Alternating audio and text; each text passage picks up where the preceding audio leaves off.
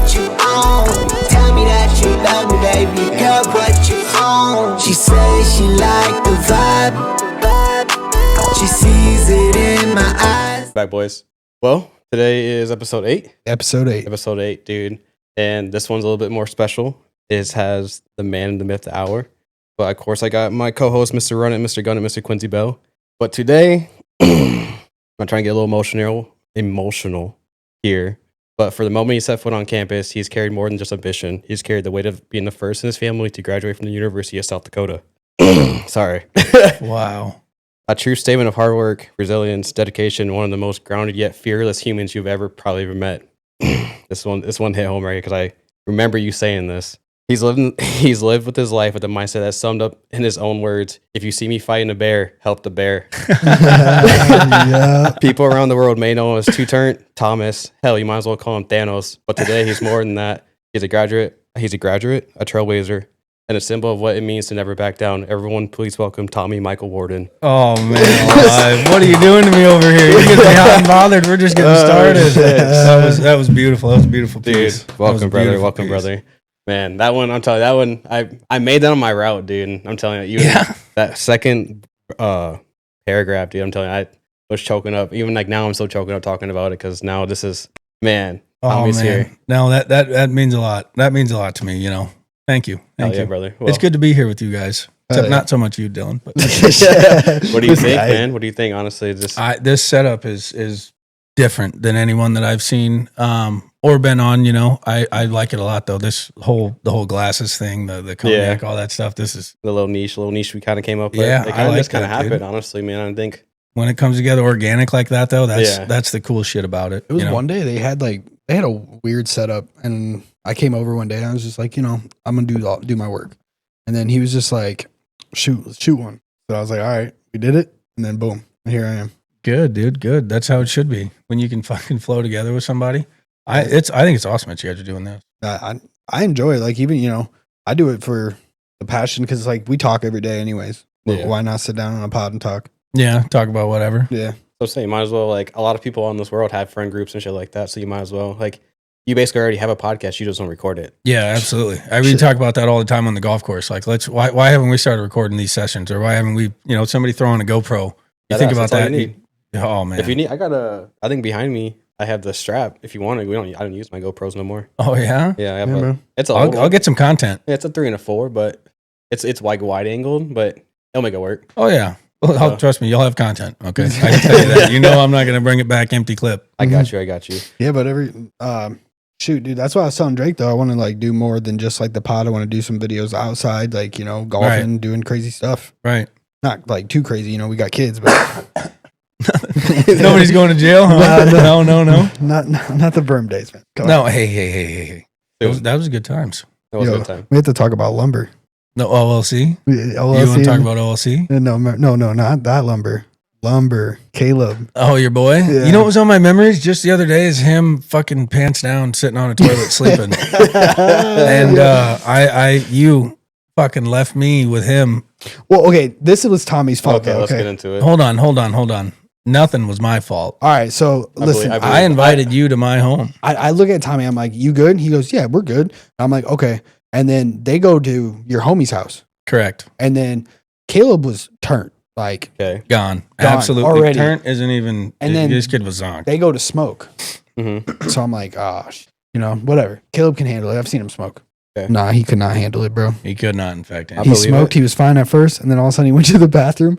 And then Tommy said he's like, I don't know. You can let Tommy explain this part because I don't really know. But I think he was okay for a total of 9 seconds, dude.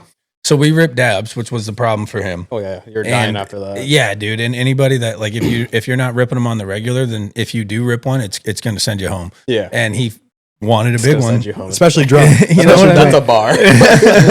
And he wanted a big one, and I was like, dude, I'm telling you right now, you don't need a big one, and please don't take a big one because I'm not going to take care of you. And he's like, dude, I'm good, I'm fine. And I'm like, all right, man, you know, do you? He rips it, and then doesn't say a word, dude. Rips it, sits there for maybe, like I said, maybe 9 seconds, stands up, walks out, and I'm like, yep, he's in the bathroom. Then we're sitting there for probably 15 minutes, and my buddy's like, hey, where's your boy at? And I was like, oh fuck, dude. I already knew what was going on. This was what was funny about, because remember I sent you that video? Yeah. This video was first try, walk in, open the door, don't even check to make sure this is what's actually going on. I walk in, first try, turn around, open the door, he's fucking sleeping, pants down on the shit. on the toilet. And I was like, God damn it, dude. What? I called him right away and I was like, you're gonna come pick this kid up. I will not fucking take him with me.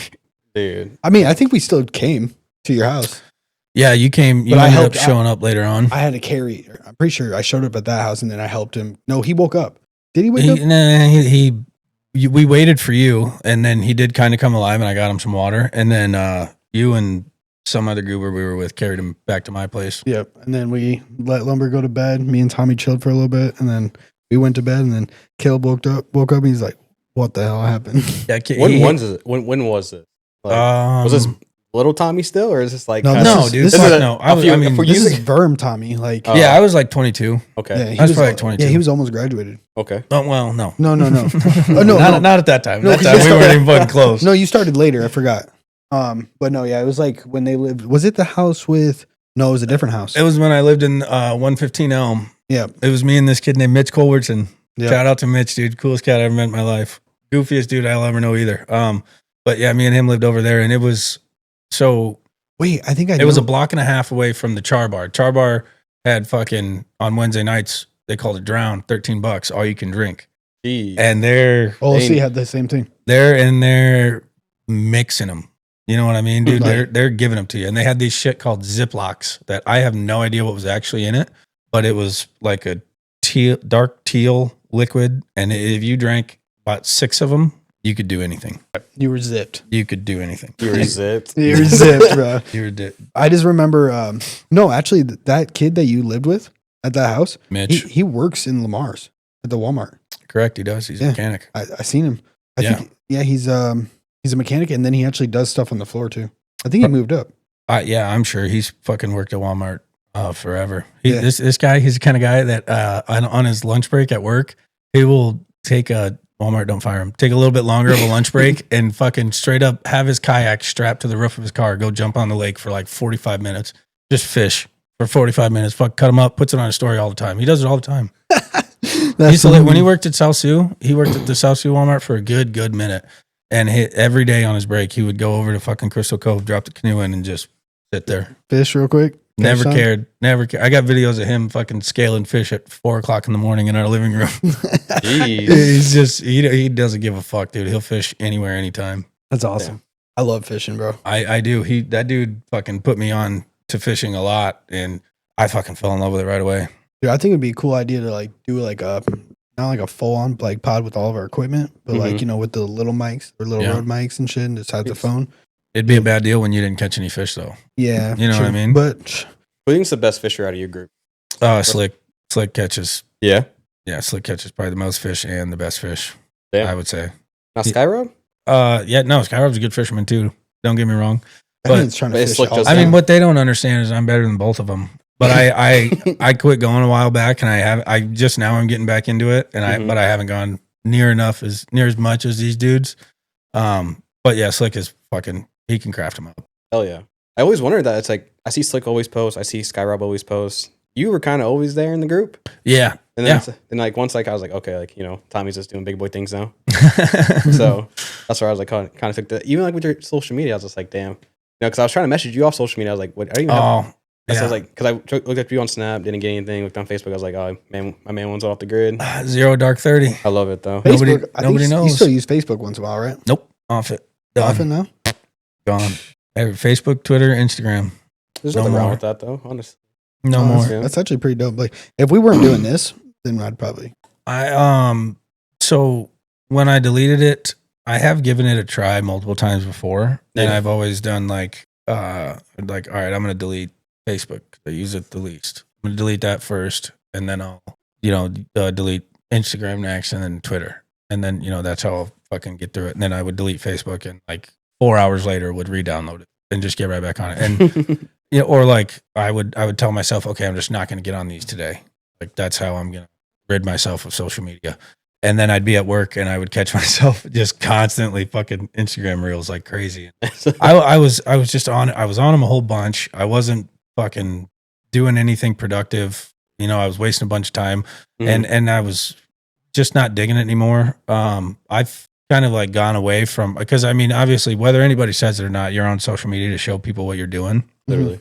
I've just lost all desire to do that. Like, everybody's doing everything in life. We're all growing up. We're all doing things. Everybody do your own thing. I'm going to do mine. When people see each other, that's when they see each other. Makes friendships more real. Makes, Yeah. I'm not saying that social media is a bad thing. I love it. I miss it all the time just because Twitter is one of the funniest apps. Yeah, if you Twitter is follow the right Twitter's stuff. glorious, dude. And I don't care what anybody says. My Twitter had clout. My Twitter had insane clout. I might bring it back just to show you guys. My follow ratio was nuts.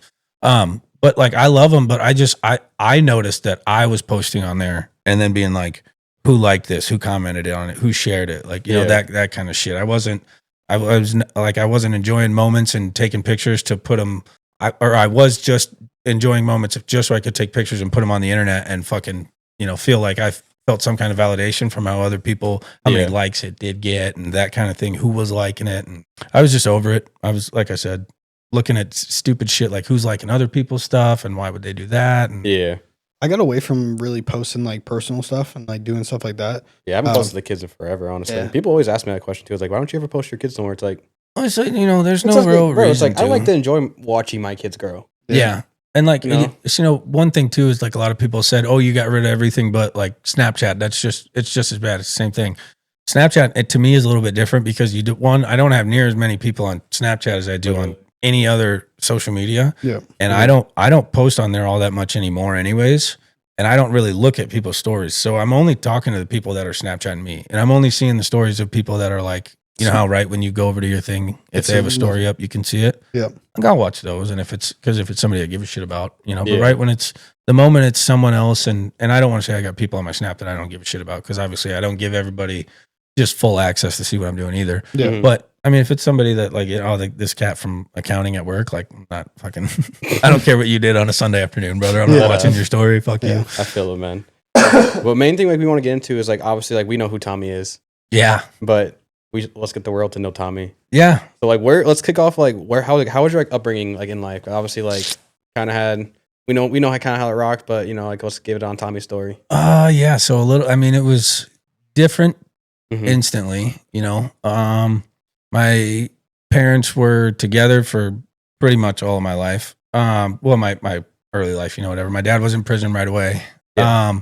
And so it was my mom and a lot of my dad's family and my mom's parents that were like helping take care of us and stuff. Yeah. So we moved around a lot. We were not all over the place, but going from like, this grandpa's house to this grandpa's house to this cousin's house, that kind of thing. And then my dad went to prison again, probably when I was like 3 or 4. Yeah. And we moved in over on Pierce Street, and it was just us and my mom, and she took care of us by herself for a while. Dated a couple different dudes, nobody ever really fucking that stuck or anything. Yeah. And then when my dad got out, they got right back together like instantly. I think he was out for like 2 days and then he was back at the house, which I mean was what we all fucking wanted. And so from there we moved out and moved in with my grandparents, lived with them for a couple years. It was all right. When my dad first got out of prison, he was like still recuperating from what he was in prison for and handling all of his problems with that stuff. So he wasn't the most available guy to us still. And him and my mom had a lot of problems back then even. So they fought a lot. Like, again, we were moving around a lot because we'd move out and go live somewhere. And then they would get in this big old fight one weekend. And then we're fucking going back to grandma's on Sunday and we'll go to mom's on Wednesday and all just kind of shit like that. But then when I was probably like 8 or 9, my dad got sober of everything. Got this. Hell yeah, is right. But this is why. And this is fucking. This dude was just a nutcase. So he was drinking one night at this time. My grandparents, his parents, lived with us because he and my grandpa and a couple of my uncles and other family members were rebuilding my grandpa's old house so that my grandpa and grandma could live in it. And they were, they got done building it one day, whatever, came to our house, started drinking, fucking, whatever, go back up to the house they were working on because it was only a few blocks away. I don't even remember why they went back, but they went back and ended up hanging out there. Well, my grandpa fucking leaves and comes back, goes to bed. And my dad stayed there with these, new people that they had. My dad's like me, social butterfly. See somebody, hey, come over here and get drunk with us. So I'm sure that happened somewhere along the lines. They meet these people. Okay. Well, my dad comes back to the house a couple hours later, takes my mom's keys, takes her car. At this time, didn't have a driver's license for whatever fucking reason. Takes that car, gets directly in front of my grandpa's house that they're rebuilding. Fucking goes to turn, splits a tire rod, car's totaled, gone, done. So where most people would have stopped is probably before they took the keys to the first car. He didn't do that. He walked back down to our house, went up into my grandpa's bedroom, somehow got his keys from him. That part, I would really love to know how that conversation went. Because my dad had to have told him that something had gone insanely south, and my grandpa had to have been just the right amount of ambient out. Fucking, I've been like, yeah, all right. Okay. But so my dad takes the second car, and the story that he tells is I had an uncle that lived in Iowa City at the time, and there were a lot of family problems going on with him and my grandpa and my grandma. Mhm. And my dad was, I don't know why he took the first car, but the reason that he took this car is because he was so fed up with it and worked up with it that he was going to go to Iowa City and figure it out with my uncle. Didn't even make it to where Sam's Club is out here on 29. Rolled the car like 4 times, got thrown out. What's insane was like completely fine.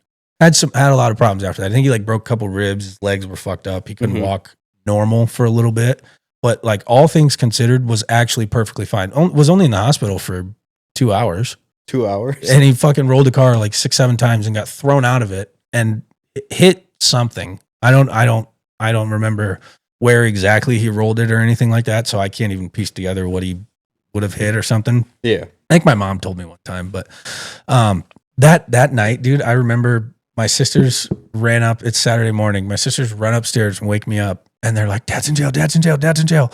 And I'm like, "Holy fuck! Like, what the fuck is going on?" My dad had been arrested several times before this, and my mom was never like freaking out those times. Yeah. But this time she was like tripping, dude. She was losing it. She fucking talking to my grandpa like, "I don't know what the fuck we're gonna do. I don't know how.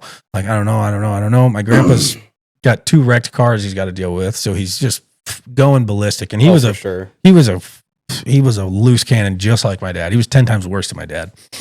So dealing with him and that situation was wild. I just remember my grandpa just screaming so many insanely profound things about my dad, and I was like 8 or 9 years old, just taking it all in, listening to every bit of it. So he ended out all right. He did get arrested for a DUI, obviously, after he wrecked a car. And so that kind of started a different path for him. He got sober off of, at that time he was only drinking. He wasn't doing any drugs or anything. Okay. But he got sober off of drinking and whatnot. When he did that though, he always worked out a lot after he got out of prison that last time before that. And, he was like always in the gym, but like he drank a lot. So it didn't kind of weighed out. Like he was a strong dude, but not like a big dude. Well, then he kind of randomly fucking like blew up, and I was old enough to be like, "Hey, dude, what the fuck is happening? Like, you're getting huge." And I remember I asked my mom, and she was like, "He's just really into his working out and whatnot." And I was like, "Okay, like that's a little off, but whatever." And like he was using steroids. So instead of abusing alcohol and drugs, he was abusing a different drug, steroids. And it, like, don't get me wrong, that was, if my dad would have just been a steroid guy my entire life, then the alternative, I probably could have made that work a little bit better. But so he abused steroids a little bit, and what that does is makes you like insanely fucking angry all the time. Yeah. It fucks with all your levels and all your chemicals. So he would fucking, like, the smallest, tiniest things would set him off, and then it would be like insane reactions. Like one time he was trying to put some food in a Tupperware or something. He was wearing this sweater, and my mom had made pasta, and it had broccoli in it. And I was like, I ain't eating that shit. And I was picking it out and putting it back in the pan that everybody was going to eat out of. And he wasn't fucking happy about it. So he started yelling, whatever. And I fucking just grabbed the spoonful, threw it on the plate, walked away. Well, when he turned around to yell at me, he was holding a marker while he was holding his Tupperware. And he wrote on the sweater that he had gotten that day. I do remember that. He got it that day.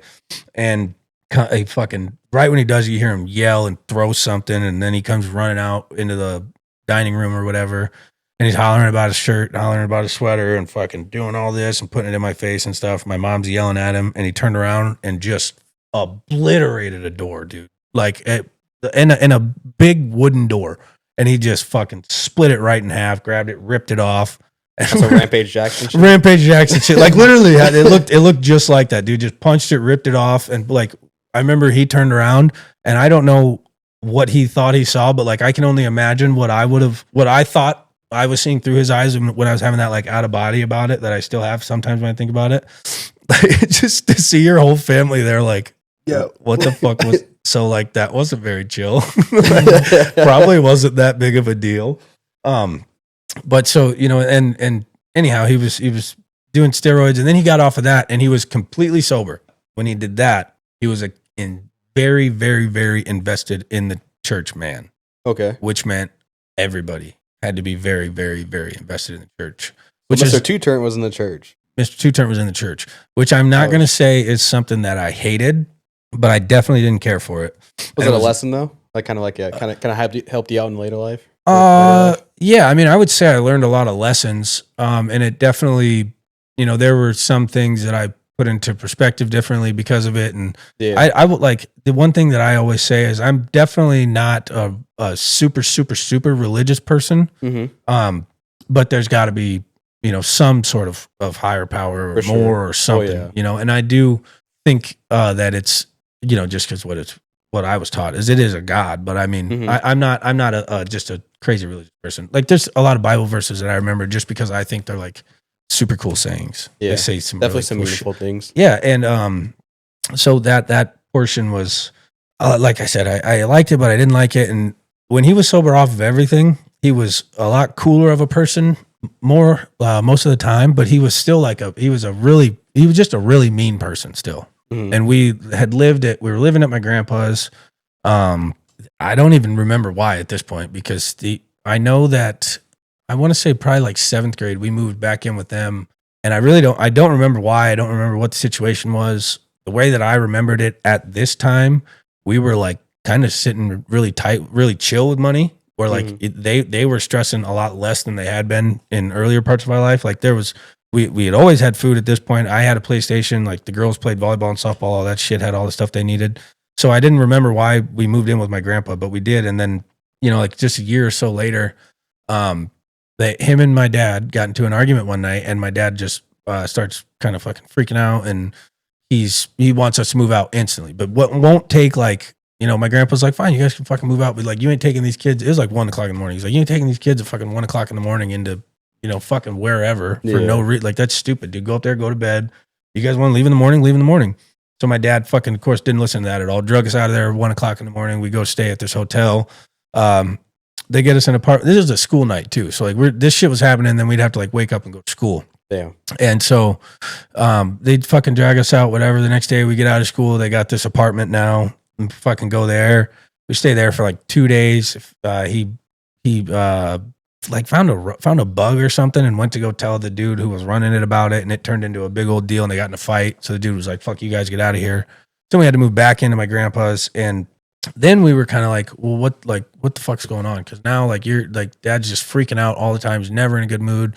He's never around really. Every time he is, he's just screaming at somebody or fucking breaking something. Like what the fuck? And you know, that was when they came to us and they were like, fucking your dad's back on drugs. And we don't really, you know, we don't know a lot of details, but we know that for sure. And that probably would have been like, you know, 8th grade, before high school. Because yeah, it was right before high school when he started doing all that stuff again. And after he started doing that stuff again, then that was when it got fucking crazy, dude. Our house was just a war zone. A lot of the times there was fucking so much different shit going on. We moved over with Cody's parents actually for a year and a half, I think. And shit was pretty good over there. They really fucking, they were helping him try to get off that stuff and like taking care of us, making sure we were all fucking had somewhere safe to be and cool to stay and make sure we're fed and all that good stuff. Yeah. They were really, really good to us over there. Yeah, one question I do want to ask you quick. Sorry to cut you off. No, go ahead. It's just like, what's going through your mind during the whole process of like as like a youngin? Because like obviously like we've all had some pretty difficult lives going on. I ain't gonna lie, because that sounded like a lot. That's what I'm saying. So it's like, what's going? It's because I think it's like you're doing that started happening in like 7th, 8th grade and stuff like that. Yeah, and I mean, but there was like, still, you know, there like, were things before that, even like before, Yeah. you know what I mean? Because I can remember like being really like daycare young, and my dad doing some the shit that he went to prison for when I was a young kid. Yeah, Like I remember what he did for like to go to prison and all the shit that happened. So I always knew kind of, and I mean, at this point I'm going over other people's houses and I'm seeing how they're living and stuff. Yeah, you know what I mean? I'm seeing other kids. Fucking their dads are Normal. Yeah, super fucking chill. I hate to kind of like, I don't mean to say it like No. Yeah, but That is right though. And so like I said, I knew from a young age, like this shit is not normal. This is not, we're not living a normal fucking life, and we're not experiencing things that like these other kids that I was living with, or not living with, going to school with, were experiencing. I knew that very early. I would probably say 3rd grade was when I realized you're coming up a little bit fucking different than everybody else. Yeah. You know, things were different. Even like this is going to sound like super cliche and fucking stupid, but even in the neighborhood that we lived in, you know what I mean? I went to a private elementary school from 1st grade to 5th grade, St. Paul's Lutheran Elementary School, right over by Mercy Hospital, right? So the kids that I was going to school with were preppy, you know, like their parents were, their dads were doctors and their moms were stay-at-home moms, or their moms were lawyers and their dads were like businessmen, you know, whatever they were. They got bread. Yeah, they were just doing different things, had nicer things than us all the time. They were super. Did you feel kind of different towards them? Like kind of? No, I think by like when that came in life, but a lot later. And I think then I was just way too young. I didn't really you know what I mean? I didn't understand it really. And like again, like I said, I knew pretty early on, like this shit's different. I do remember like when we had first gotten to this school and you'd go hang out with other kids. I do. This one kid specifically, I won't say his name in case he listens to your guys' shit or whatever, but this one kid specifically, his mom would fucking grill me every time I got in their car about like things my dad had done, if I knew anything about him, like, you know, asking me stories about what they were like in the past, what my mom was like in the past, like all like asking me these fucked up questions. Like the first time that I guess I knew, but like the first time that somebody kind of like told me about the bad things that my dad had done in the past was a kid's mom that I went to school with. Yeah. And we were like, did that kind of give you like, because I've had kind of similar same issues with that, especially being a Williams and my dad, that's a whole different story. Right. But did like, how'd that like, dude, like, because it's even like hearing that, because like I remember feeling that, like, especially being like at a young age, like, what did you like feel in that moment? So it's like, damn, like, I don't, so I can, did you, like, your last name kind of like, because like now, like, you wear your last name pretty proud. Yeah. And so like, right there. Oh yeah, hell yeah. But it's just like during that moment where you kind of just like, damn. I can recall one situation specifically where she was driving me and her son and another kid to a Sioux City Bandits game. And I was the last kid to get picked up because the other kid was already in the car or whatever. And my dad had gotten arrested somewhat, you know, like as a kid, you don't know time frame. So, but I remember I was in 3rd grade when we went to this game, and I was in 3rd grade when he got arrested one time. Okay. So I know that it was, you know, post that, and she was just on me about it, wanted to know like what it was for, what he was doing. Like, I'm just in 3rd grade. Any details. And sounds like a fed. I was like, the other kid, I was like, well, I remember, I was like, why don't you ask him about his dad? Like, I don't want to fucking, because when you're a kid, your dad's your hero regardless, you know. Yeah, and well, you know, when my dad, when I was young, I'll say from when he got out of prison when I was in kindergarten to 7th grade, did he do a lot of bad things? Yeah, but was he still a good dad at that time? Mm-hmm. Oh fuck yeah, oh absolutely. Like when I remember being 10 years old, fucking striking out my first at bat in Little League, bawling my fucking eyes out. Dude was right there. Getting pinned the first time in wrestling, dude was right there. You know what I mean? Like he was still the shit there. That matters. Yeah, he was still there. He was just at that time was when he had his own time, he was going to fucking do it. And he was the kind of guy that didn't want what he was doing to be interrupted by what you needed him to do for you also. So understandable. You know, that was a different thing. But I remember being like, hey, ask him about his dad. Like, and I, if that kid remembers this story, that kid's dad was a parole officer at the time. Oh, so, I mean, she was probably like, well, I know what he's fucking doing. I don't give a shit about his boring ass life. I want to know what your dad's about. But no, I mean, I didn't really care about what anybody had to say about my dad for a long, long time. And then I think once I started to see it for myself and I could see that he was he wasn't who I thought he was, that's probably when I was like, all right, you guys aren't going to fucking talk about my dad, at all. I don't want anybody to say anything about my dad. And I mean, I'm not necessarily that way now, but I am very like, if the right person says the wrong thing about my dad, then I will fucking, and I'll be like, hey man, you gotta, you're gonna have to settle down. One thing I tell a lot of people, and I'm not trying to be, say that my dad's any kind of guy or anybody else is anything else. Mhm. One thing I tell a lot of people that ask me about my dad is, hey, I'll give him a call right now and let's fucking see what you're going to say to him then. Because he's still my dad. That's the way that I've always looked at it. No matter how things shook out when life happened, he was fucking, dude, he was 21 years old when I was born. He didn't know what the fuck he was doing. And he had 2 other kids. No, I feel that. I don't say that, I don't hold anything on him. I get pissed at him about a lot of shit. And we've had several conversations in my adult life about, I'll pretty much just be like, hey dude, a lot of the shit that you did wasn't really fucking cool. And I don't appreciate it. And I think that my sisters probably didn't fucking appreciate it. And I know mom didn't. And he'll be like, well, nobody gives me any fucking slack. I was trying to, no. And the one thing that's hard for me is I watched him do it right for a while. So I'm like, well, that's bullshit. Cause I know you knew how to do it right. You were just choosing not to. And whether that was the case or, people have a lot of different feelings about addiction, and I don't want to jump into that. But You're fine. people have a lot of different, no, we can talk about all that, but I'm just saying that the people have a different perspective of addiction, whether it's choice or disease, right? That I don't want to jump into that. But he made a lot of choices on his own. And once he made that clear to me that it was his choice and he was the one making it, my attitude towards everything about our relationship was completely different. Cause I called him one night and I was like, dude, get on this. It was the first night I got a college offer, and I got an offer. Where at? It would have been Dakota State. I only got 2 offers out of high school. Nice. But so I called him and I was like, dude, I got an offer to go up here and play some football and I'm going to do it. And I was like, I think you should come with me. And I think that we should fucking get you out of here and figure all this shit out. And fucking, mom will chill out a little bit and we could figure some things out together.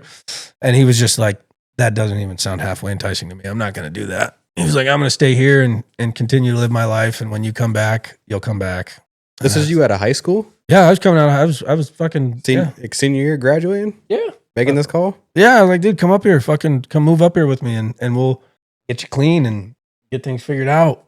And because at that time he was like the worst of the worst that he was my junior and senior year in high school. That was when it was like you couldn't live with the guy. Yeah. You could hardly be around him. So I fucking called him and I was like, dude, fucking come up here, move up here with me. I'll go fucking play football. You could he's a really good construction worker for a lot of my life. I was like, you can find a job somewhere doing something, and we'll get it all figured out and we'll fucking help you out. And he was like, no, I don't want to do that. I'm not going to do that. I'm going to stay down here and that's what I'm going to do. And then he came back from that with like, he was trying to talk to me about something else after that. Like he was like, why don't you try to go to Morningside? And, my grandpa's getting old. He's got to move into a home. My dad was saying this, talking about his grandpa, my great grandpa. He's like, why don't you just go to Morningside and we'll get you a house here and you can live there. And then, maybe I'll stay with you there. And I was like, no, see, that's that. If we're here, there's always going to be one problem. And we both know that. So I was like, so we got to get out of here, dude. And he was like, well, I'm telling you right now, I'm not doing that. And I was like, well, fucking, all right, then I am. He was like, you got to do what you got to do.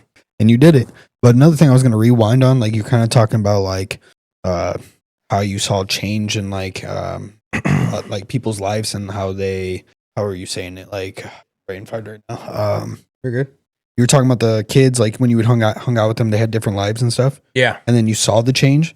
That's like how I kind of grew up, like, cause like middle school and stuff, like I would hang out with kids that had a little bit more than me. Mm-hmm. But then once I get to high school, those kids that had more than me, I kind of like pushed myself away because they would act a certain way. And I just didn't want to be like that. At least at my high school. I don't know. I heard Wes was a lot different. Yeah. And I mean, I don't think that, so this is actually funny. I was having a conversation with my uncle about this on our way back from our trip.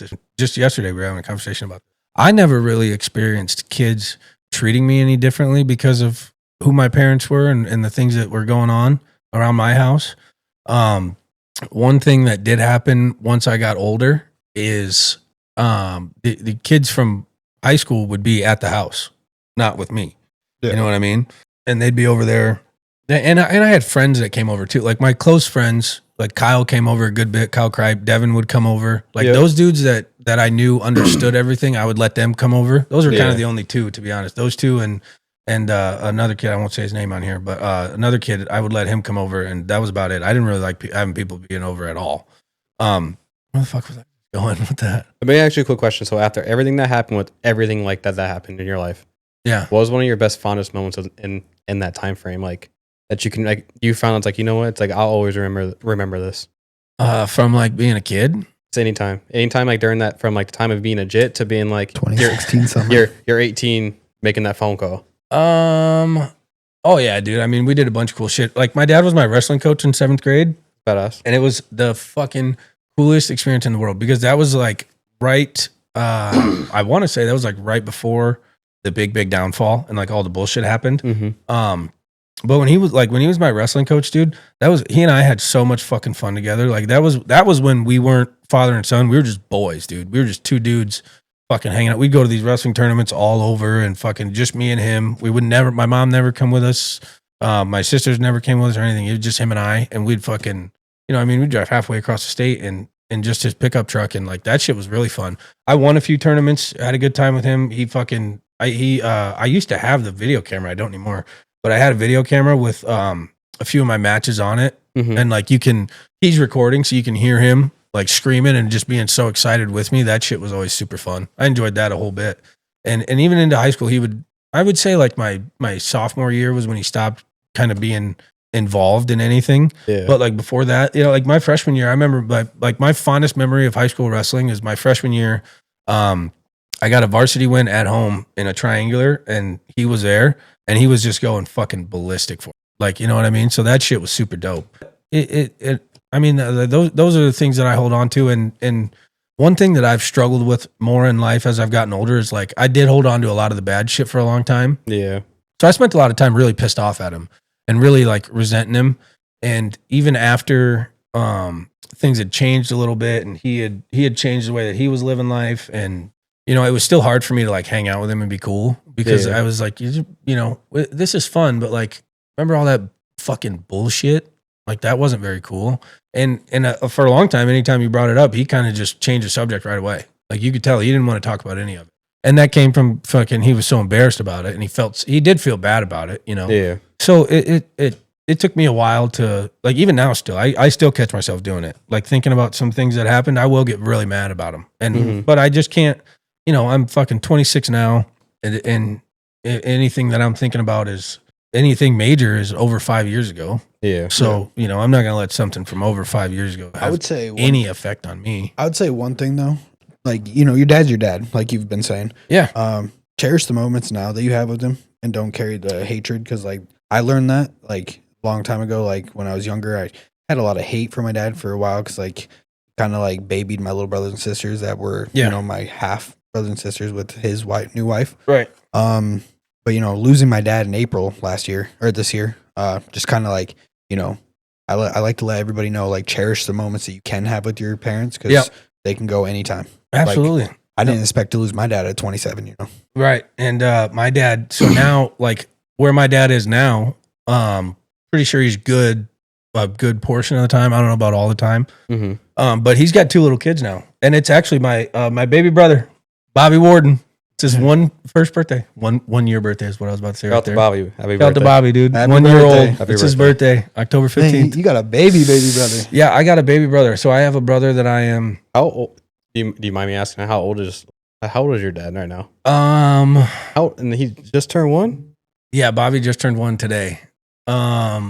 So my dad is 47. 47? Yeah, Oh, 47. yeah, he's about still to be. young. Oh, he's still young. Okay. Yeah, because I was gonna say my dad had. Yeah, hold on. Let's reel it back there. 47 might be young. But 47 may be very young. Yeah. Okay, but this guy's 47 and Chad other people's 9547. those are two, we're talking about two completely different things. I picked my dad up 2 weeks ago. I was doing a golf tournament on a Friday. Okay. So I got off at noon and my dad called me and needed a ride home from a hospital in the dunes because he fucked up his back or something. Mm-hmm. And I was like, yeah, sure, I'll come get you. And I picked him up and this dude come walking out and I was like, what in the fuck is wrong with you, dude? Like his back, look, I was like, moving looks painful. Jeez. It looks like it hurts you to walk. He was like, yeah, well, getting old. I was like, you're not. You're 47. You're not like, I joke with him all the time. I'm like, dude, you got a couple in you, man. You only got a couple left in you. You got to figure it out. You got to find your health. Because he always tells me he's going to go back to the gym. That's his shit. Because when he was really when he was really in the gym when I was a kid, he was a fucking monster. He won like pound for pound contests all the time and shit. He was really strong. And so he's always like, and now I work out like a motherfucker. So I was sending videos and showing videos and stuff. Carrying the boats Boats and logs and stuff. Well, let's get into like your kind of high school, like school career and like, because mainly like you were a dog. Well, in my personal opinion. Well, my personal opinion. That's what I'm saying. That's why I said my personal opinion. I know I'm going to get some little backlash on this. I saw some games. That's what I'm saying. Yeah. I went to your games. right. You know, but obviously you're good in wrestling. Yep. You're good in football. Right. So like. Good at drinking. Whoa. I was trying to give my man some props. Oh, dude. Wait a minute, you were there. Don't fucking act like you weren't there. Huh? Shoot, I used to hang out with just you guys. Like I stopped hanging out with East kids because I went to East, but I all West kids, all you guys. One question I do want to ask is like I asked Devin the same question. Is we all like obviously you and I went to West High and everything like that, so we don't get the best rep. Right. Is there anything you would change about West High to get a better rep? Better. I don't think so. Oh man, you're gonna send me down a rabbit hole here. So there's nothing you can do. There's not a singular thing that you can do that's just going to make West High a better athletic program. Okay. But there are several things that you could do. Okay. Let's hear it. The first one, and I don't know how many people are going to agree with this, it needs to be a metro team. The Sioux City Athletics need to be a metro team. They have to be. It's not fair. The same high school that only has 50 kids on the football team, and that's not West High, or it might be North High, but I know it's not West High. But the same school that has 50 kids on the team and 27 of them are sustainable players that can actually, you got maybe one star. You got 20 some guys that can get the job done. And then you got a few dudes that they can just be a body, right? And then after that, it's a bunch of dudes that you put them on the field and fucking marching bands playing the other way. So it's not fair that the same schools that have that predicament with kids is playing a school that has 150 fucking kids on the football team, 2 freshman teams, 2 fucking JV teams, and a varsity that's got a 3 deep roster. Yeah. There's no reason why we should be playing Des Moines Valley. There's no reason we should be playing Waukee Northwest. There's no reason we should be playing Dowling. Now, you put Sioux City West, Sioux City North, Sioux City East all on one team. Call them Sioux City Metros. We're in UNI. We're in UNI playing in that dome a lot more often than how many fucking Heelan's the only Sioux City school to go to the dome in the last like. How do you think they should do it though? You think they should like have like they beat them combine all those like combine? Well, they beat them like, and that's fine. They East can beat them. East. That's fine. East can beat Heelan. But no, I'm saying I They're agree playing with right you now. though. I'm saying, They're just playing today. oh really? East versus Heelan today. What day is it? On Monday. It's got to be JV or something. Yeah, it has to be They're not doing a varsity game on a Monday. No, I'll say, I guess but they had. the lights are on, but so- I agree with Yeah, I you on get that you. Metro Yeah. because that would be actually good because you got players at North that could play. You got players at West that could play. Yeah. Even back in our day. Yeah. Really back in our day. Because like I feel like when I looked at the teams nowadays, like I'm not trying to say they were small, but like I felt like we were facing giants back in the day. But bro. question is how would they do it though? Would they just all combine together and just pick the pot? Yeah, all share a field. Yeah, it's Yeah. got to be. It's Like, what they've got to There's no do is. parents are nowadays like little Johnny needs to be playing. Yeah, and that's that's a fucking problem though. That's the thing. That's a fucking problem. Parents need to shut the fuck up and stop making their kids so baby shit soft. But anyhow, You should have a star team, and then you have another team that still plays. no, dude. First of all, if you added up all the kids on the West High roster and the East High roster and the North High roster, it's gonna start to scrape the numbers of what Dowling and Valley have for enrollment. So you do the same fucking thing that they do with their football team. You hold a big fucking tryout, and the kids that are gonna play are gonna play, and the kids that aren't. And if you're not good enough to play, then you have to get better and play. Like it's just all these kids just jumping to East High the minute they fucking get into high school because the school that they're at is no longer good, or somebody else in their class from a different school went to East now. Like all that shit does is, it makes East look really good and it makes East look really cool. Sweet. What's that do to West though? No, fuck that. Sweet. They look really cool. What happens? Yeah, and they make state in all these sports all the time. And then what happens first round when they play a fucking Des Moines school? Get smoked. See ya. Out. And so they get all these banners and East High looks so cool and everybody talks about how fucking great Raz Vanderloo is all the time and like all this shit. When you're picking from the pot, you're going to be better than everybody else around here. Like there's, anybody can say what they want. There's a reason that all these kids left the schools they were at and went to East High. And they can say, it was to be coached by fucking XYZ and so they could have better opportunities and do all these things. Look at any kid that transferred from the school they were at to East and look at what they went on to do. Because it's great things, don't get me wrong. They went on to play college sports and they went on to have, graduate from college and have successful lives and do wonderful things. That's awesome. That's perfect. But you can do that at West High. Yeah. You can do that at North High. You don't have to be at East High to fucking graduate and go to college and play sports and get a job. I don't understand how Sioux City's allowed it to happen so much. I don't understand how the athletic commission hasn't jumped on already, because you can see it fucking clear as day. You know what I mean? Maybe that's something Tommy needs to bring to the table. I mean, there's a couple people on the school board around here that like it when East High is doing real good. So they don't give a fuck that we feel this kind of way. And they don't give a fuck that we don't like that West High's not good. East High's good. So they could give a shit less. Yeah. But I dude, now that you bring that up though, I just love that idea. Just like all the teams, just a Sioux City Metro team all together, every sport. There'd probably be some dogs. If honestly, so this is and I have been talking about doing that since I was a senior in high school. My senior year, I wanted to do that. I would have rather done that. Because made a paper about it, or made, Absolutely. I should have done more than just fucking talked about it or yelled at fucking Trevor Case about it. Because at the time he was probably like, why don't you just focus on this team right here, right now? And, but anyhow, I've been on it since then. And when I first started bringing it up, teachers in school, coaches, other kids, people at West, like everybody always said the same thing. Well, what would you do? Okay. So let's say you didn't get to start at the end or linebacker. What would you do?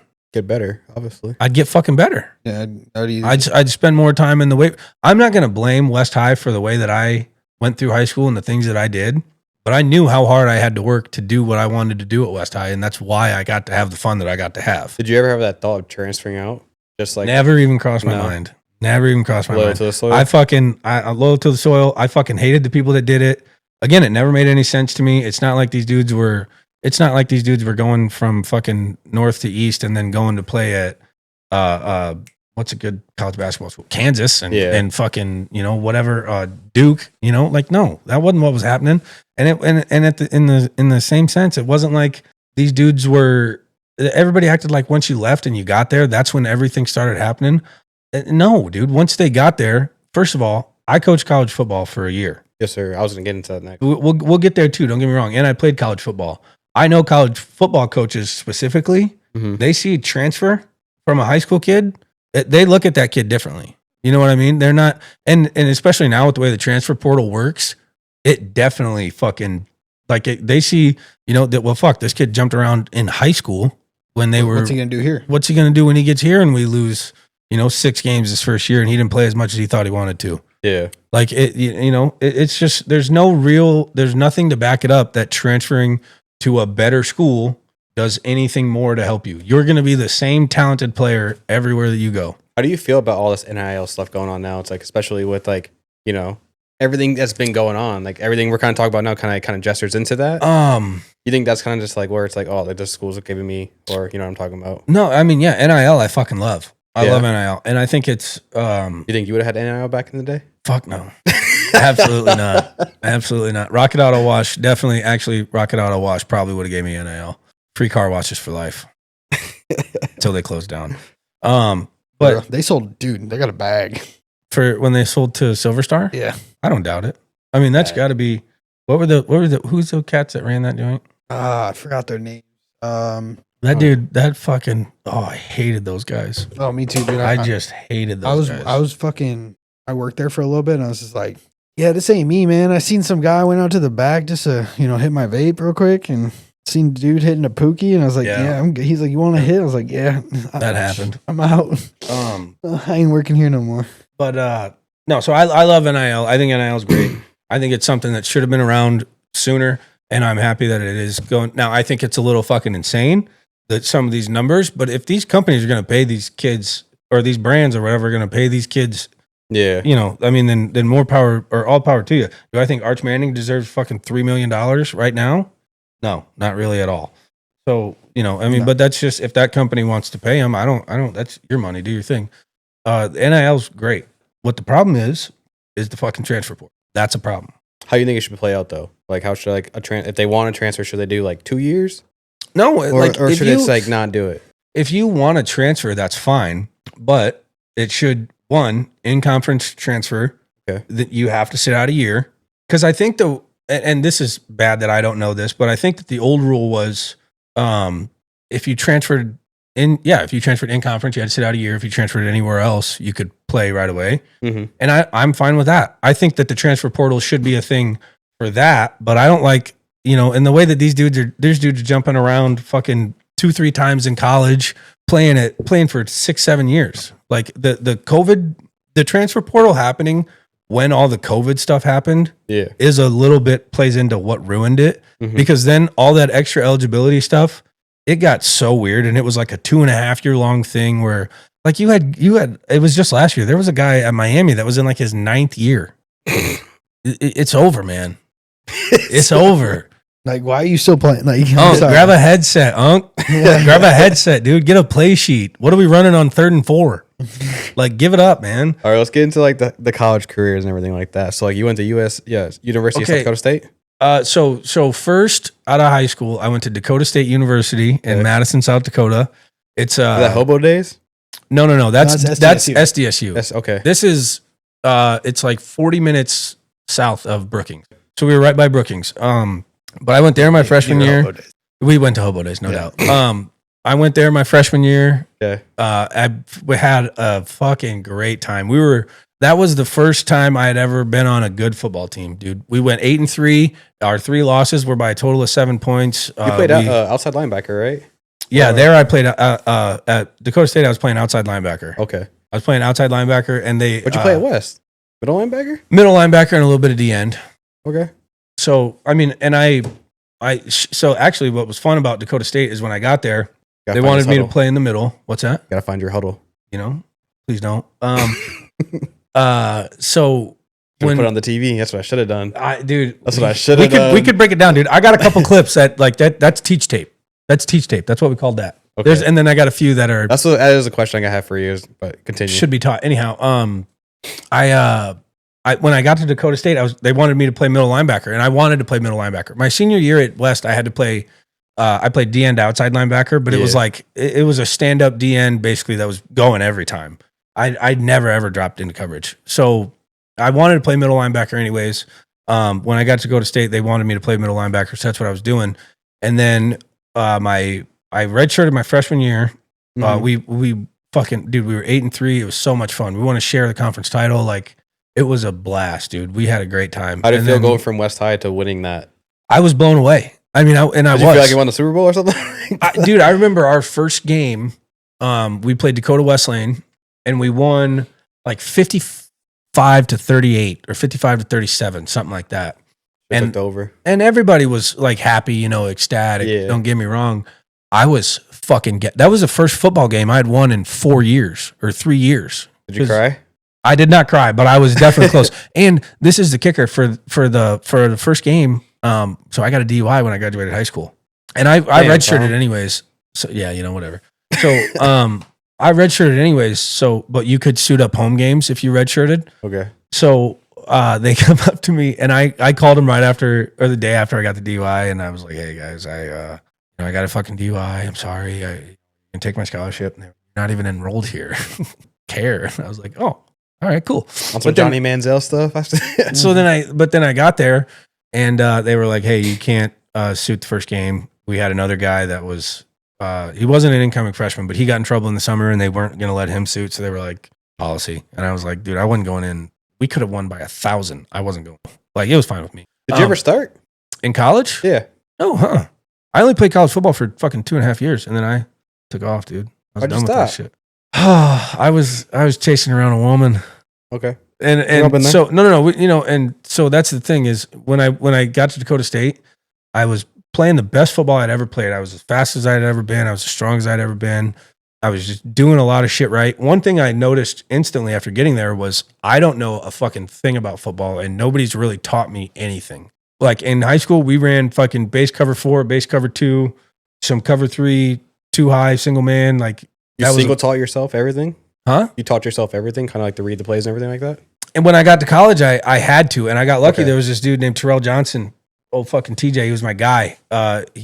He was our grad assistant D-line coach, and I was playing linebacker, so he had no business fucking helping me if he didn't want to. But I was walking off one day, and I just I couldn't, dude. We had 15 plays on the third day, and I was used to, we had 6 plays my senior year, the whole year. We ran one style of defense my senior year of high school. At West? Yeah, we ran one style of defense. We only did one thing. Like the most I knew about our defense getting different is if we did like a tackle end twist or something. That was it. So I had to learn all this shit. And I was the first day, we get there and it's all fucking, it's simple fucking, here's cover 4, here's cover 2, here's cover 3. This is what cover 6 is going to look like. When you see this, you roll the cover 2. And I'm like, okay, coverages. Like I get coverage because I knew schemes anyway. So I knew when you were looking at offenses, what you were trying to do. Now I didn't know them like I could dial up. Oh, they're in fucking trips right, 2 to the left. We got to run that. Like I couldn't do that. Yeah. But I understood the basics of it, right? So that stuff was easy. Well, then we started putting in fucking blitzes and fucking man zone and all these other different things that like it's on the linebacker to call out, and I couldn't do it because I couldn't read it. I couldn't read the offense fast enough. Even once I learned how to read it, I couldn't read them fast enough. Like I'm still trying to give the fucking D-line their front call and tell the DBs what coverage we're in, and they got guys 5 yards downfield. You know what I mean? So I couldn't do it. So they were like, "Hey, when we come for spring ball, we want you to play bandit, which is like the hybrid outside linebacker." Okay. So it's like it's a nickel, and they ran a lot of nickel anyways. So I was like, well, one, I know there's only one other kid here right now that's going to play bandit, and I already feel like I'm better at football than him. So like that's an easy decision. And that's a DB. Like I get to play fucking DB, dog. Let's go. I'm about to be a single digit number, dude. But so yeah, I made that switch, and then that was when I got the best that I'd ever been at football. My spring semester at Dakota State, dude, I was fucking. I could read what they were doing fast. Like I didn't need any. So I didn't have to call anything out anymore. So I could just do it in my head and didn't feel so rushed. And then I was just so much better. And I started understanding leverage better, and I started understanding position better, and like how to be where you want to be on the field. So I had a fucking really great spring season. During that moment, did you ever get cracked by someone? Fuck yeah, dude. Yeah, several times. But the thing, I feel like you obviously seeing you play in high school, you were never afraid to not tackle anyone. No. I think that was I was really proud of you about that. It's like this man's going. It could be Derrick Henry. He's probably still going to try.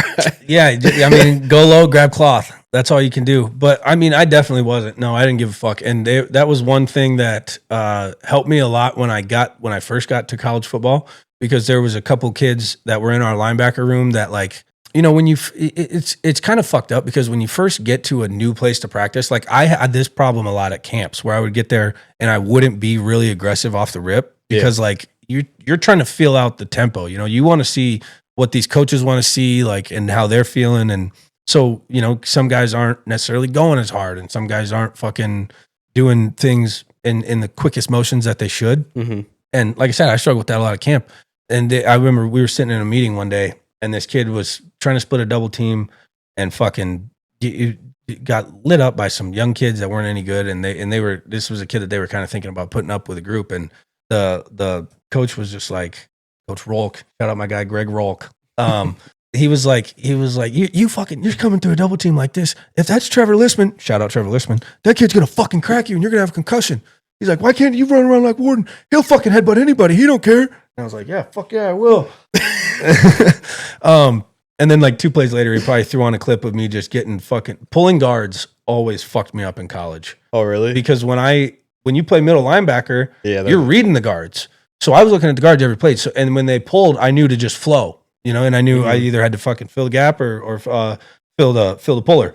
When I started playing outside, you don't have to fill, you just have to go get the puller. Yeah. Right. So and the D end, most of the time, if the tackle comes down properly, the D end's going to be the one that takes on the puller, and then you're just going to be outside to clean up what's going on.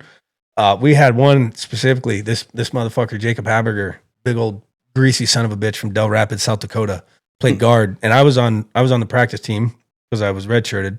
But we were running inside zone, inside run, which is all they do is handoffs for 2 whole periods. So it's just 10 minutes, and we only had 4 backup linebackers. So it was 10 minutes of us just getting our fucking shit pushed in, basically. But I was coming up on one, and I was blitzing off the outside. Fucking tackle went down. DN came around, and I was like, "Oh shit, he's gonna get the puller," because I seen Haberger coming, and so I'm fucking like a bat out of hell. Like I'm flying around, and I'm thinking I'm gonna come right off this DN's ass and just light this fucking running back up. And I come around the DN, and Haberger's just standing there, and that dude. If I wish I had the huddle clip for this, because it looks like he legitimately just goes, and I fall to the ground, and then I go to get up, and I fall again, and then I go to get up, but I did I went to a knee, so I went to a knee, pushed myself, took 2 steps, right back on the ground again. I didn't get to practice the rest of that day. They thought I had a concussion. I probably fucking did, but obviously I got my shit pushed a couple times. Obviously, so you went from linebacker to that to now coach. Yeah.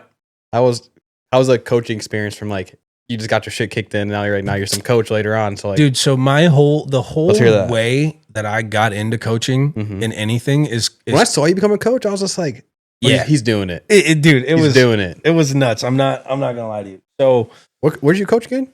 I coached at Concordia St. Paul, okay, in St. Paul, Minnesota. Nice. So how'd you get there? Yeah, dude. Let's get into that. How'd you get there? So going into my senior year, I wanted a job with the athletic program at USD really bad, okay, and I was willing to do fucking anything, dude. I didn't care what it was, what they needed, nothing. I was going to do whatever they wanted. They needed filmers for the football team, kids to film practices and games. But that meant you got to go to every game for free with the team. That's badass. So I was like, all right, I'm gonna fucking do this. And I kind of figured maybe they throw football teams are big on everybody look the same or a unit, whatever. Maybe they'll give me some gear. Fuck it, whatever. So I get the job doing that, and I did it for the whole season. Well, a week in, the dude who was the grad assistant who was in charge of the film team was like, hey, if you guys like football or want to fucking learn extra stuff or whatever and just kind of hang out, you definitely can. You can even sit in meetings if you guys want to sit in meetings and do shit like that and learn if you want to. And I was the only one that was like, I want to fucking do that. So basically, I worked for the film crew for the whole season, and then right when the season was over, I went into our director of player personnel's office and was like, hey, I was on the film crew. And he was like, yeah, I remember you, whatever. Tim, Coach Lydon's told me a bunch about how you want to come in and help out and do all these things. So basically he just started giving me these little tasks. And at first it was get on Z-Star Recruit and look at the first, top 50 kids and tell me which ones you think could play here. And if you don't think they can play here, why, are they going to be better than here or worse than here or whatever. And, a lot of pressure on you? No, because I just felt like he just wanted me. I knew that he had already looked at these kids anyways, so I felt like he was kind of just trying to see where I was at recruiting wise, see if if you see a kid, because I had told him about how I played football and I felt like I knew a lot about the game and try to talk to him. I was trying to talk to him about ball as much as I could, so they could be like, damn, maybe this kid fucking knows what's going on. But it started with I was doing shit like that, and then I'd help him with getting other things set up for practice and meals and travel shit like that. Well, then in the spring, the grad assistant that was doing the video stuff got a different job and left, and they needed a film guy for the spring because he left a week before their spring camp started. And I had learned how to do everything from him already, uploading, editing, and cutting wise. The only thing that I didn't really know how to do was they use this shit called DV Sport. I didn't know how to get it to where it was supposed to be. I knew how to get it up onto the to the platform, but I didn't know how to like move everything around and how to, give to certain people the access to what they need access to. Yes, sir. So they were like, well, we get, this training stuff for free for anybody that does it. So if you want to do the training with DV Sport for free, we'll let you be the, technically you can be the video coordinator for the spring semester. Mm-hmm. And then I was graduating in May, and, they were like, if this takes off for you, then we'll consider you being a GA here after you graduate, and we can go from there. So I was like, okay, that's cool. That's fine. Did you enjoy it? I did. It was really stressful, because so when I first started doing it, I was like technically the video guy, but they weren't in season at all. So nothing needed to be recorded, uploaded, or put anywhere. Mm-hmm. And if they had any problems with the platform, they just had to call the rep from the platform to get help. So I wouldn't really do much for them. I was still doing a lot for the director of player personnel. So that was where I felt like I was like starting to learn more, because that was the job I wanted. I didn't necessarily want to coach. I wanted to do director of player personnel, recruiting coordinator, or director of football operations. Okay. So I was trying to learn how to do those things. One part that I left out that like is, I always say it's the juiciest part, but it's not at all. So the director of player personnel during the fall season, I kept working with him after the season, right? And kept like, I wanted him to teach, basically I was pretty much like, will you take me under your wing? And he was like, I'll like try to, help you learn stuff, but settle down. I was like, okay, whatever. So we get an email one day. I was also the news director for Kyle News at the time. So all the press releases and everything for all athletic programs, I got emailed directly, all of them. And I got fucking special access to them and shit, and like could see shit that wasn't released yet. Well, they were, and it was like no conniving shit. It was just because I was part of the student news. But I get this email at like 10:30 at night one night that we're gonna put out a job hiring for the football team for the director of player personnel. Well, I had just fucking talked to the dude the day before, but he had been ducking me. He told me to come in on a Monday or a Thursday, and I was like, all right, whatever. I get there, he's not there. I had his phone number. I was like, hey, what's going on? And he's like, oh, I had some stuff come up. Come in Monday. Go in Monday. He's not there. Oh, this. I can't. Not this week's probably not going to work. Whatever. Well, then I get this fucking press release that they're posting for his job. So this is some bold shit that I did that doesn't make any sense. Look on it. I emailed the AD at USD, and I was like, there's not a fucking person in this world better for this job than me. I don't care if I haven't graduated yet. I can do this better than anyone else. And fucking, if you ask anybody in that office right now, they'll tell you that. Which at the time was complete bullshit. And I only really knew Rosenthal, and he was leaving. So it didn't really help my case. So he left, and there was all this, like, we were in limbo about who the new director of player personnel was going to be, what was going to happen with it. Mm-hmm. I applied for it and was asking the AD for an interview, and he was like, well, graduate first, and then we'll start to talk about jobs at the university. And I basically went in there every day and fucking asked the head coach, like, hey, did you guys hire a player personnel guy yet? And he just like, no. One day I was like, what do you do? What are you doing up here? And I was like, I'm on the film crew. He was like, it's February. And I was like, will you guys teach me to football? But so he took a job at the University of South Florida, was the gist of it. And after all, he'd been ducking me or whatever, and he took a job at the University of South Florida, leaves overnight, doesn't tell the team, doesn't tell anybody. So I only have one connection now. It's the dude that hired me to be on the film crew. Mm-hmm. Okay. We come back from winter break, day one back from winter break. I meet him in the office, and he's like, hey, I got a new job. I'm leaving. And so now I'm fucked. The two other GAs are gone. Fucking this dude's leaving. The other guy I was working with was leaving.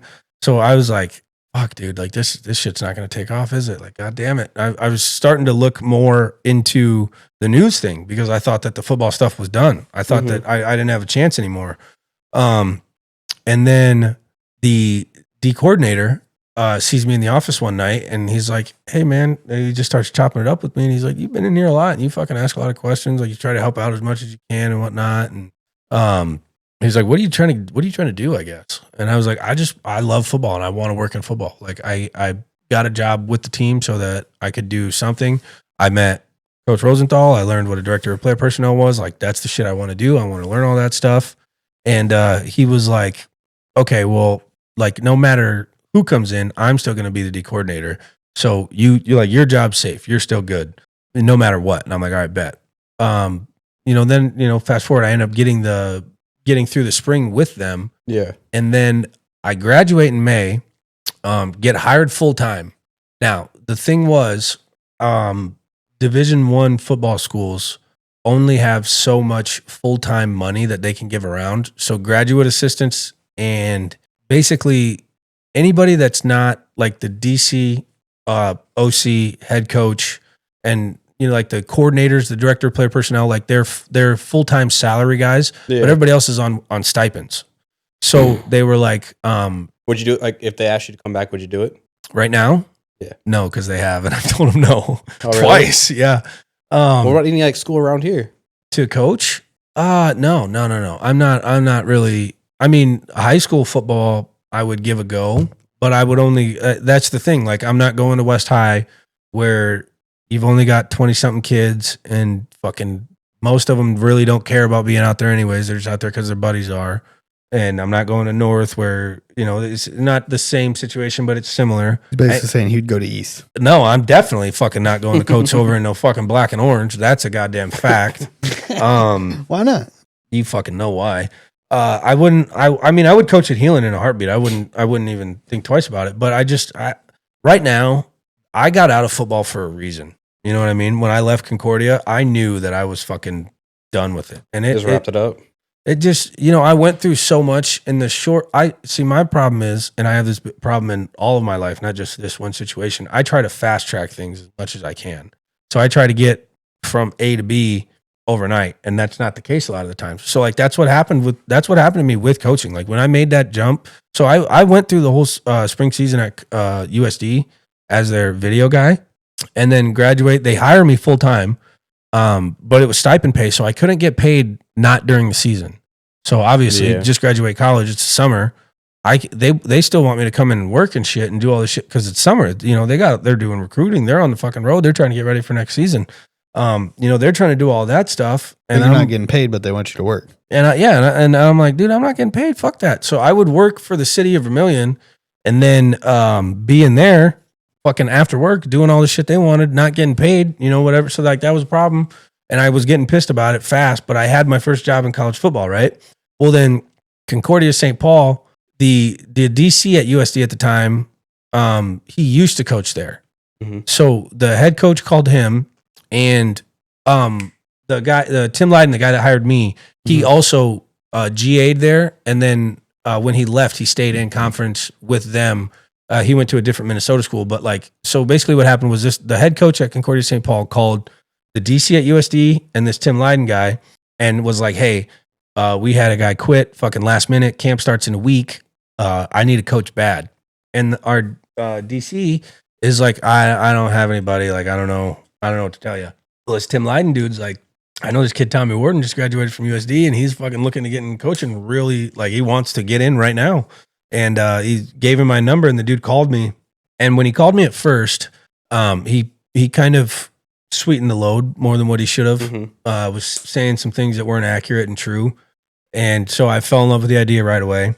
And then at first, but my first initial reaction was no.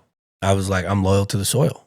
I'm going to be at USD. Joe, the D coordinator fucking pulled me aside and said, I'll make sure you get a job. I'll make sure you get to stay around and do your film stuff, and we'll help you fucking learn along the way. Because all through that spring season, they were letting me sit in any defensive meeting I wanted to throughout the day. I was sitting in his meetings with him and other coaches. Like he was helping me out a lot.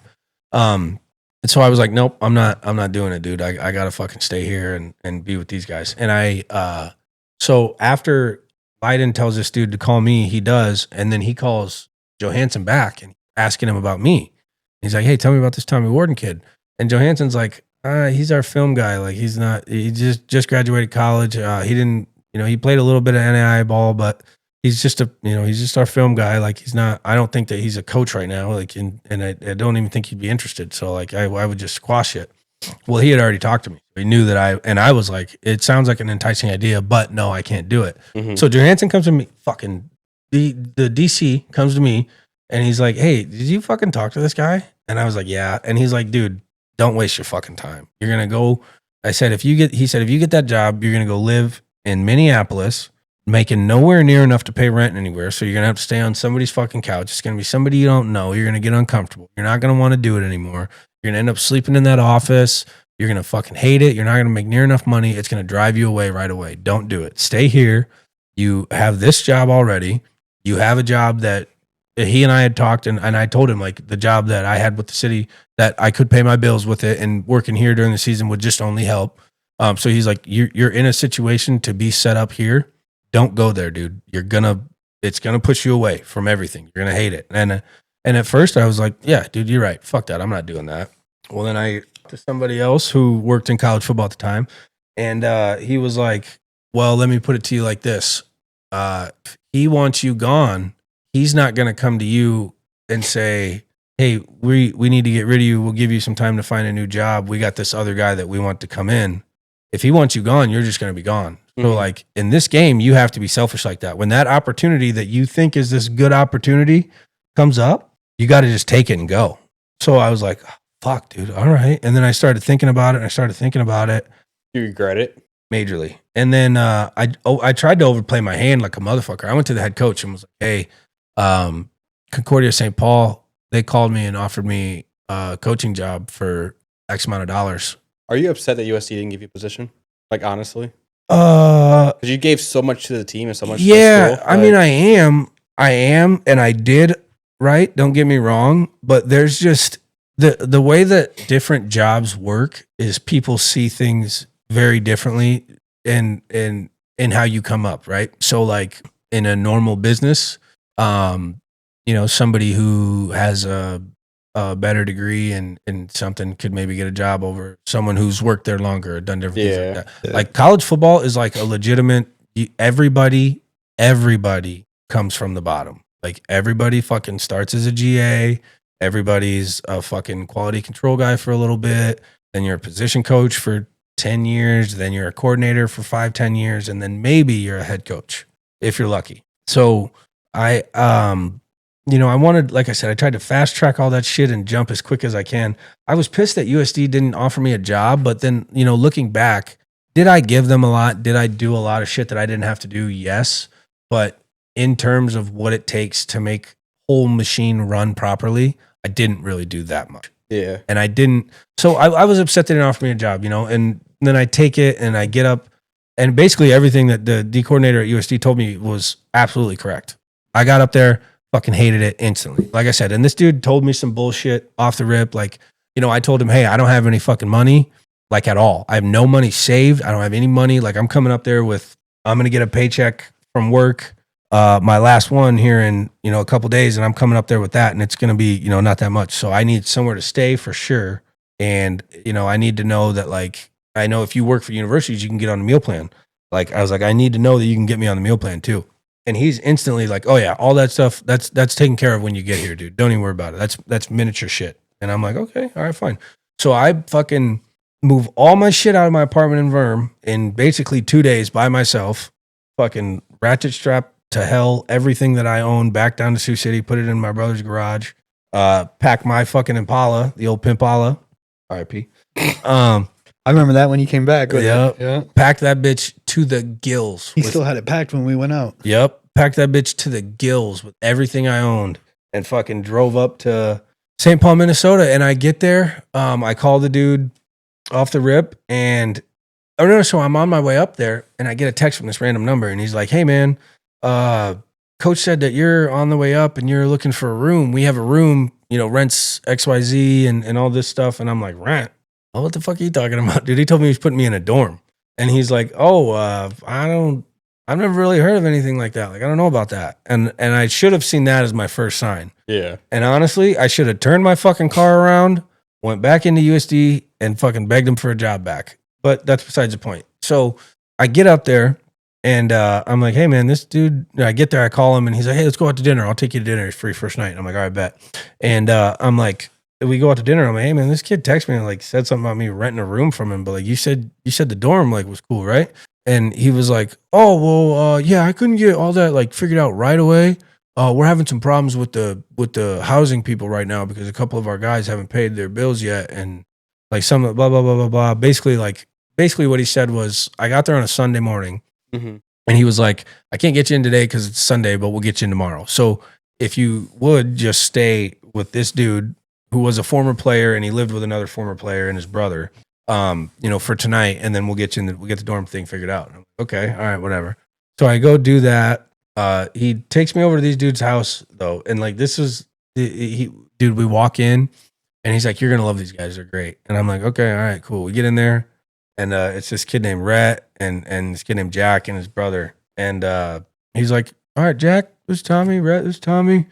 The one kid had just come off like collarbone surgery or something. He's like, "How's your arm healing up?" And he's like, "Oh, it's good. I'm like doing blah blah blah in the gym," and then the dude's just like, "All right, we'll see you guys later. Tommy, we'll see you tomorrow morning." And I'm like, that's all I fucking get for you. You told me we were going to come check it out. And if I liked it, you were going to be like, can he stay? So I like say something to these dudes. I'm like, what is like up with this guy? And they were like, will you just like tell us what he told you real quick? And I said, yeah. And they were like, and I tell them and they're like, yeah. So like none of that's true. He definitely is not going to get you a dorm, and he's probably not going to be able to get you a meal plan. I'm like, fuck. Dude, so for the first 2 months that I lived in Minneapolis, I slept on an air mattress, 90% of the time deflated throughout the night, on a wooden floor. I woke up pissed. Oh, I had one blanket. I had one pillow. I did have a TV, so that was kind of hype. So like at least I could watch TV. Enjoy the little things. I did hook up the Xbox, never played it. I never had fucking time either. But yeah, so for the first 2 months I did that, and then after that, I lived there for 2 months, and then the one kid, I got lucky. He moved out a month in. He got a job and had to move to Chicago. So he moved out and left like a whole bunch of his stuff because he just couldn't take it. Mm-hmm. And he told the dudes that were living there, like, when you move out, just fucking throw it in the back and the dump will get it. So then I had like, he had a bed, he had fucking a dresser, and like, so it was like a room. And these dudes, bro, were so cool that they were so understanding of the situation. They did not make me pay $1. They let me live with them for 2 months, did not make me pay $1 once. Never even brought it up even. Never were even like, hey. And then you finally were like, hey, I'm going to pay. And no. I didn't have any money. Oh, you only lived with them for 2 months? Yeah, I didn't have any money. I couldn't pay him anything. So, and like when the dude left, he was like, hey, I'm leaving and my bed's in there and shit. Like you can fucking just sleep on that. That's all you, like, you're good. So then the brothers were still staying there and they moved out. And they were like, hey, we know about your situation. Like, you can stay with us, but there's not a spare bedroom anymore. You're going to have to sleep on the couch. So I was like, fuck me, dude. I don't want to. So I did it one night. I went over there. They lived further away from campus. And I mean, just that first night, I think I ended up sleeping like 2 hours. It was just so uncomfortable and I felt so awkward. It was their first night sleeping in their house and I'm fucking sleeping on the couch. I just felt super awkward, super weird about it. Left that morning, never really fucking talked to either one of those dudes ever again after that. Yeah. The dude Jack was the one that was the former player. I did talk to him a little bit before I left Minneapolis, but I just left and I mean, I texted him that next day and was like, hey man, I'm not going to do that anymore. I was super awkward for me, super uncomfortable. I do appreciate your guys' gesture. That was super nice, but I'm not going to do that. So then I started sleeping in the office. And let me tell you, when you're sleeping where you work, mm-hmm. So I didn't leave the longest stretch that I went. We had 2 home games in a row, mm-hmm. And there was a gas station that we shared a parking lot with in our athletic facility. So like all my food, I was just eating from there. I mean, just buying bullshit and eating. So there was a time where for 14 days straight, legitimately, I did not leave the premises of that building. And like that, I've obviously been to jail, but I've never felt anything closer to jail than that. And like, I hated it, dude. Like we would watch film and be on doing stupid shit until 11:30, 10:30, 11 o'clock, sometimes 11:30 midnight. And then they'd want us back in the building at 6 a.m. So like, I wasn't getting any sleep. And then when I started sleeping in the office, the way that I did it was, all our meeting rooms had recliners in them. Yeah. And then 2 coaches had offices that had couches in them. One was a head coach's office, who he legitimately was like, hey, I know you, this shit really pissed me off. One time he was like, hey, I know you've been sleeping here and stuff. That's fine. Don't sleep in my office. And I was like, dude, I'm so down bad. I sleep in this office and you're telling me yours is off limits? And he was like, yeah, dude, you can't have you sleeping in my office. I was just like, all right, dude, whatever. Fuck you. I was like, one of your guys lied to me that brought me up here. It was him. He was the head coach. He was the guy that lied to me and fucking got me up there. So he's the one that put you in the situation? Oh, yeah. So I'll get into that shit too. It got really fucked up there for me for a minute. So I was this other cat that we had that was a GA. He lived with a roommate just outside of town. They had a futon. He would fucking let me stay with him all the time. Another dude that let me stay with him all the time, never fucking asked me for any money or anything. He would drive us most of the time because I never really had money for gas, so I had to ride with him. Never asked me for any money for gas. The only thing that we had a thing where I think it was like because we were eating dinner together most nights, obviously, because we're leaving work at the same time and shit. And I think like it every like 2 or 3 times he'd be like, "Hey man, can you pay for this meal?" And anytime I was ever like, "No," there was never a problem. But like every once in a while, he'd be like, "Hey, can you just pay for this meal?" But was let me sleep on his futon and stuff. And that shit was great. He didn't have to do that. It was really nice of him. Yeah. But the kind of person that he was, like he was very draining as a person. We were in a shitty situation. We sucked at, our football team wasn't good. There was like nothing we could do to win. Everybody was pretty much in limbo about their jobs for the last fucking 5 weeks of the season. We didn't know who was going to be there, whatever. Mm-hmm. But just the way that he acted sometimes, like I couldn't stay with him all the time. And he would do, weird shit. Like sometimes he would just randomly leave and wouldn't, like almost every time before he left, he'd be like, "Hey, I'm going to leave. Do you want to ride with me? Or are you going to drive?" Or if I rode with him, he'd be like, "Hey, I'm going to leave." Because sometimes I would be like, "Hey, I just want to stay here tonight." Like, you just got to get away from people. Yeah.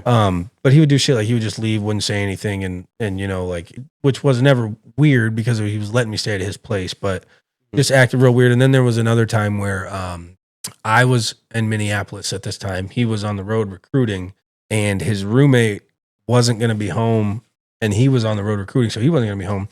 And, I was like, "Hey, I'm going to fucking go stay at your place. Like I'm about to leave the office, whatever." And he was like, "No, not tonight or tonight. Like you just can't." And I was like, "All right. Like that's super weird of you to just randomly tell me I can't stay there after you've been letting me, but like whatever." So I slept in the office for a little bit. And then what happened right before I came back? So initially when our season got over, I was like, I'm not going home. Cause I knew if I came back, I was going to want to stay instantly. Yeah. Like there was no way around it. And my biggest thing was I wanted to get out of here because of some shit that I was going through at that time. So I knew I was like, I don't want to go back. I don't want to go back. Cody and Kayla come up during for the last game. And then they hang out with me fucking all night, whatever. And I fucking missed them. I thought they were going to bring the kids. They ended up not bringing the kids, which was way more hype anyways, because we got to fucking party all night instead of just going to dinner and going to bed. Yeah. But like I fucking missed them like crazy. And then a week after the season got over, we found we were on the recruiting hunt like crazy for a quarterback because we needed one bad. That was one of our biggest problems the season that I was there was quarterback play. So we were looking desperately for a quarterback. And the head coach fucking gets wind of a kid down at Iowa Western. It was a quarterback that he transferred to Iowa Western after playing receiver at a D2, but wanted to play quarterback. So transferred to Iowa Western and was playing quarterback, and he was a fucking dog. Dude. This kid was good. He ended up going D1 to play quarterback. After got recruited out of high school to play receiver D2, went to JUCO, now plays D1 quarterback. Always bet on yourself. But so he wanted to go down to Council Bluffs and he wanted to check this kid out. Mm-hmm. And he needed this dude was such an asshole. He wouldn't go on recruiting trips alone because he didn't want to drive. He wanted somebody else to drive. So you had to drive. So, in college, when the season gets over, like right away, you get all like the team stuff taken care of. And then coaches are kind of just fucking gone for a minute, cause we just spent for the last 6 months, we were there for 16 hours every day, if not longer, So like pretty much every coach was gone. I didn't fucking have anywhere to go, so I had to be there. And I remember he was like, "Hey, I got to go down to Council Bluffs. You want to come with me?" And I went, "Nope." And he was like, "Well, there's no other coach here, so I need somebody to drive." Me, dude. All right. And then, dude, I was coming home, and not coming home. I was coming down, and I felt fine the whole time. Like coming back, I wasn't even thinking about how close I was going to be to Sioux City or anything, and nothing. And then I hit fucking 29 for whatever reason. I had to jump on 29 while we were going through Council Bluffs, Sioux City, and I was like, "Go home so bad." And what did he? I said something to him the next day. So we stay in this hotel, and which funny ass story. So this trip was paid for by the university. Okay. The university rented us a car, paid for our hotel. We got money to eat. Yeah. Brought the Kendrick Lamar. We're ripping it. But so this dude, we get the hotel, and what was so stupid, like he just did the littlest shit to piss me off. He made me get a hotel reservation before we went to Council Bluffs. Okay, which I was like, that makes sense. You would want a hotel reservation. Then we get there. He's like, "All right, go in there. Don't tell them we have a reservation, and just ask for a room and see how much they say." And I was like, "No, we have a reservation." He's like, "Yeah, but what if they have a cheaper one tonight? We can get a deal." And I was like, "The university's paying for it. Who cares?" He's like, just come on, just do it. And I said, "Okay, so let's play this out." I go in there. I ask this guy for a room. He gives me a room cheaper than what we get. Do you expect me to fucking pull out my card and pay for the room and wait for the university to reimburse me? He was like, "Yeah." And I was like, "No, you do it." He was like, "Well, the reimbursement just takes so long." And I was like, "So why would I fucking do it then?" And he would not stop griping with me. So then I was like, "Okay, so then what if I go in there?" He says no, and then I walk out, and I have to walk back in with you 4 seconds later and be like, "Hey, here to check in." I'm gonna look like a fucking idiot, dude. He's like, "All right, fine, if it's that big a deal." And so I just fucking fought him, said no the whole time. Then he fucking leaves to call his wife, and he was notorious for calling his wife constantly and just having the most gruesome conversations right in front of everyone. Gruesome? What do you mean by that? Just the way that they talk to each other made you want to tie cinder blocks to your ankles and find a body of water. So he takes off, which I got lucky. He left to call his wife, but they talked forever on the phone all the time. So I knew he was going to be gone for like fucking half an hour. Went and just fucking obliterated the Peter Pan. And then I got back to the room, and I was like, "All right, I gotta rip a shower real quick." And I was so fucking scared. Even though it was the pen, I was so fucking scared of the smell and everything and like all these things. And I was like, I gotta get out of the shower and be in bed by the time he gets back in here. That way he like won't see me. He won't, you know what I mean? Yeah. Because I didn't want him to see my eyes either. Obviously, my eyes are fucking this open. And so I'm taking a shower. I feel like I'm going fast. I feel like I'm, getting everything done quick, whatever. And I jump out, dry off, open the door, and he's just standing right at the door looking at me. Oh no! I mean, he had no idea, didn't know anything, had no clue. Yeah, you also just got out of the shower, so it's like so like everything fucking played out the way that it could, but like the way that I was just fucking stoned his balls and was like, "Man, I can't see him. Open the door, see him." I'm like, we're like, "What's wrong with this fucking kid?" So anyhow, so then when we got back to, he wanted me to drive. I drove the whole way from Minneapolis to Council Bluffs, and he was like, "I'll drive on the way back tomorrow. Don't worry about it." And I'm like, "All right, sweet." We get in the fucking car, and he was like, "Just drive from the hotel to campus because I got to get on here and email and shit." And I was like, "All right, whatever." So we get in the car. We're driving back. Dude, we don't even get out of the hotel parking lot. And he's like, "Hey, if you drive all the way back, you can go to Sioux City when we get back." And I was like, "That's a fucking bet, dude. No problem." So we went and I watched this fucking dickhead throw the ball in their facility for a little bit, whatever. And then I was just, the only fucking thing I wanted to do was get back because I knew when we got back, I could just leave right away. And I wanted to fucking leave so bad. Yeah. You get to drive to. So this is what I did. I left Council Bluffs on a Friday at like, I don't know, probably 2:00 in the afternoon. Yeah. Drove straight to Minneapolis. So like 4 hours? Yeah, something like that. Yeah. I mean, we got back at like 6. So yeah, about 4 hours. No, we must have left a little bit before then because I left Minnesota at 6. So I get back to Minnesota or Minneapolis as fast as I fucking can. Everything's already in the car. I'm in the parking lot and I'm like, hey, so when are you cool with me leaving? And he's like, well, have you filled out everything for your recruiting trip yet? And I was like, because you had to give him like detailed plans of where you were going to go and all this shit. And I was like, no, but I do have a fucking Excel doc worked up for you. It's not all the way done. And he was like, well, when you get that done, you can leave. Dude, I ran upstairs, didn't even actually finish it, just highlighted everything that I had and like color coded it and gave him the coordination, emailed it to him, drove. So after just driving from Council Bluffs to Sioux City or to Minneapolis, drove from Minneapolis to Sioux City instantly. First stop, PBR. Yeah. No hesitation. No questions asked. First place Did I you went. tell Cody and Kaylee you were coming back, or you just kind of No, I didn't tell anybody. I just left. pull up on them? I knew. They have my location, and I knew that they were probably not looking at mine specifically enough, but I knew that they looked at people's enough that they would see at some point that I was like decently close to them or whatever. Mhm. So I just kind of figured they were going to find out whenever they were going to find out. And if they didn't, they didn't. And then, yeah, I fucking came down, drove right to the pub, and that was that.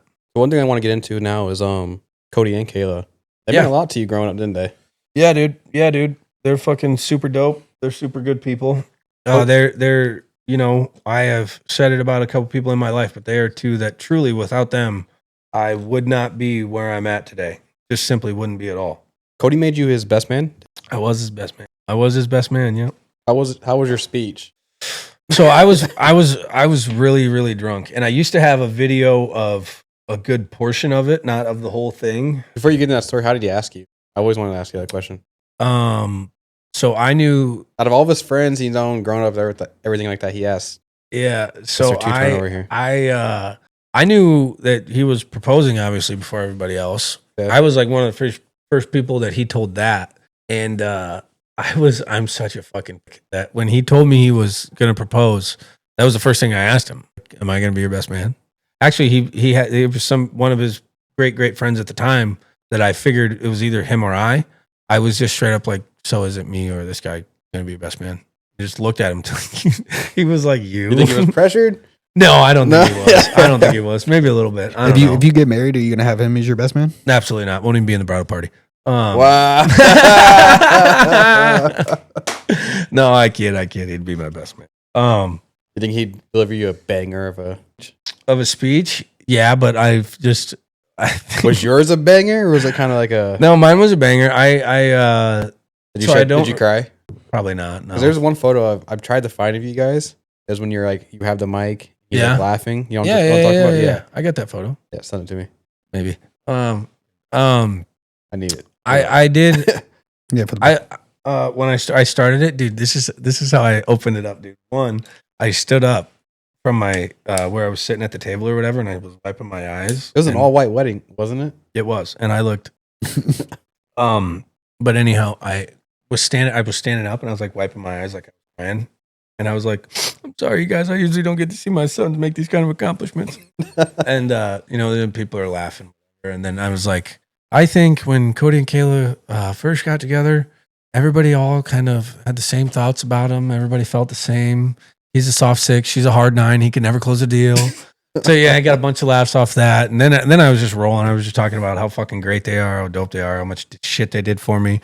Dude, get on this. When I first got my driver's license, they would let me borrow their car. Okay, you know what else they would do? Give me gas money to use in their car. And on top of giving me money to go do the things that I wanted to do. So like, they just did. They always been the ride or die. So much dope shit, dude. And so Cody, I don't know life without Cody. I've only ever known Cody, right? Like when I was a fucking little. There's pictures of Cody holding me when I was, not even 1 year old, right? So I've always known Cody. When I was probably like 7 or 8, maybe 9 or 10, our families didn't have falling outs, but like our dads just stopped hanging out as much and talking and stuff, and like life goes on, whatever. Yeah. Plus Cody's fucking 8 years older than me, so 8 or 9 years older than me. So, obviously when he was 16, he wasn't trying to hang out with a fucking 8-year-old or whatever. Yeah, that was the wrong math. But either way, he wasn't like trying to hang out with me and stuff. So we kind of like went, different. This sounds so weird to say right now. I don't know why. I went different ways in life, even though that's not what happened. We were still family. But when we moved back in, or not back. Yeah, back when we moved back in with his parents. Right before I went into high school, and my dad started doing all that shit again. I was like, I knew right away. I was like, dude, I'm gonna fucking leech onto him this time. Like, because he was even after our family stopped, seeing each other as much and hanging around each other as much. I would still ask my mom and dad about him all the time. Like, Mom, can I go over to Cody's? I want to go over to Cody's. Can we call Cody? Can we call Cody? I remember one time he had a friend in high school pass away, and I hadn't talked to him at this time. Probably hadn't talked to him for I don't know, 4 or 5 months. And I remember making my sister give me her phone, and she had to fucking even text somebody to get his number, I want to say at the time, so that I could call him and tell him, dude, I'm really sorry about your friend. I know that sucks. I feel so bad for you. And, so like, I go far back to like shit like that with him. And then, like I said, when we moved back in with him, I was like, dude, you're going to be my fucking guy. You're going to teach me how to do all the cool shit I want to do in my life. And, he took to it right away too, though. Like he was dope with me. He brought me everywhere with him. Taught me how to do a whole bunch of shit. Taught me how to fucking, like Cody taught me how to drive. Cody taught me how to shave my face. Taught me how to do a whole bunch of shit. Well, he's kind of like the little like better father figure. Yeah, he's old pop. That's what I call him. Yeah. He's my papa. No, yeah. Cody and Kayla, even like when I first met them, they've just always been genuine people and great people. Yeah, they are. They're super nice, and Kayla's fucking nosy as all hell. She wants to know what everybody's got going on and what they're doing, and yeah, but she means well. I think absolutely. I think it's funny because they're such, in that sense, polar opposites to where, like, Kayla sees somebody sitting there and maybe they look like they got something going on. Kayla's going to go and be like, oh, I know what's going on. Why don't you talk to me about it? She's going to be like that helpful bartender. Cody's going to be like, Coors Light. And he's back on his phone. Could give a fuck less, dude. Yeah, no, you can tell too, especially like when he's stone faced, dude. It's hilarious. He's in there. He don't care. Dude, he said the craziest bar to us, to both of us. Yeah, because we asked him. I was like, "All right, Cody." I was like, "What's it gonna take for you to get on the pod?" He's like, "You know what, Drake?" He's like, "I always told myself the first podcast I do, it'd be Joe Rogan." He's like, "But I'll settle for you." Fucking Joe Rogan. Yeah, he follows Joe Rogan religiously, dude. They both do. They love him. But so like. So Drake didn't come out with me this night, but I went out and we went to PBR and I ordered some drinks, and Kayla was like, yo, I've been seeing the pod. Like, how's that going? And like, she brought it up to me. Yeah. Because I was going to end up talking to her about it. Like, so we want her on, Right. Or them on. Yeah. And she was just like so genuine about it. And she's like, I was like, yeah, it's going great. A lot of things have been rolling good. And me and Drake been talking. We were really interested to have you guys on if you guys would want. And first thing she said, she goes, you let me know, we're there. Yeah, fuck yeah, dude. No hesitation. There'll be some good convo too, man. There's some good conversation. And then like we kind of we'll tell you. I mean, I'm pretty sure we've kind of talked about it already off the pod, but we'll talk more about it. About like the upcoming that we got going on with them. Yeah. To me, it's gonna be fun. Absolutely. Oh yeah, I can't wait for that. Honestly, we're 2 weeks away. Yeah, 2 weeks away from it. 2 weeks away. 2 weeks, dude. And I mean, if you We're want gonna be there. Yeah, you're gonna be there. Yeah, I'll be there. Yeah. Halloween night, right? Yeah. I'll Gotta be there. I'll be around. But you can come, slide on in. You know who Say our what's up? security is? Yeah. Say what's up? Huh? You know we have security. Yeah. Oh yeah. Who's that? Trying to get Chad Knight on there. Oh yeah. Oh, I'm coming down there and raising hell. I'm gonna be a fucking problem. Are you gonna dress up? I really want to do. I want to be a Smurf, and I want JT to be Papa Smurf. All right then. I think that would be so funny if we did that. Okay. Fuck it. That'd be a banger of a Drake, uniform. we dressing up? Yeah, as Drake from the Heights and Quincy from the Heights. No, dude, you gotta dress up as Who? Batman, like the cool Batman from the Eminem video with Dr. Dre, and you got to dress up as Robin in the full Robin get up, Like the real Robin? the real Robin Not get the up, Eminem and you got to Robin? wear like the dope Batman, fucking black trench coat, all that shit. Not the Eminem Robin? No, you can't be the cool one. All What? right. What, dude? Hell nah. We're pushing about an hour 50 on this one, so we'll get you on these few questions, okay? All right, whatever you got. What's the best advice you ever heard? The best advice ever heard Yes, sir. probably would be don't do what you can, do what it takes. What's the worst advice you ever Follow your dreams. That's just so fucking stupid to me. When I was a kid, I wanted to fucking live on the moon. You know what I mean? Like, Yeah. And don't get me wrong, follow your dreams is good advice. Like you should do try to chase the things that you want to do in life. But yeah, follow your dreams. I just never People should be. You got to be realistic with people too. You got to let people know what's attainable and what's not. And I got lucky. Like in life, I think I would have chased around a couple other things a little bit longer than I should have. If certain people wouldn't have been like, hey man, I don't think that this is what's going to play out. So this is how you should do things. And it fucking helped me out. And every time that I've been in a situation where I was trying to follow my dreams, I ended up back at square one at some point, going back to the same person that I was asking for advice on it, saying, damn, I should have listened to you the first time. Yeah. So, that's just it. There you go. You rock it. I was going to say, I just want to hear, I want you to like basically look at the camera and just tell the people some advice from you that you have learned like in your lifetime that would help them. Some advice that would help you all.